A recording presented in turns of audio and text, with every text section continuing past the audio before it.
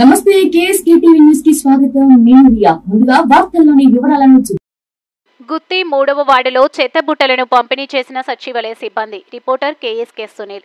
గుత్తి municipality పరిధిలో 3వ వార్డులో మంగళవారం మున్సిపల్ సిబ్బంది ఇంటింటికి వెళ్లి ప్రజలకు చెత్త బుట్టలను స్థానిక టీడీపీ నాయకుడు లాయర్ సోముతో పాటు కూటమి నాయకులతో కలిసి పంపిణీ చేశారు. సచివాలయ సిబ్బంది మాట్లాడుతూ చెత్త బుట్టలను ఇంటింటికి పంపిణీ చేస్తున్నట్లు చెప్పారు. ప్రతి ఒక్కరూ చెత్తను చెత్త బుట్టల్లో వేయాలని తెలిపారు. కూటమి నాయకులు లాయర్ సోము, కృష్ణ, సీనా, శంకర్, ఎం నాగరాజు, కిష్టయ్య చౌదరి మరియు సచివాలయ సిబ్బంది పాల్గొన్నారు.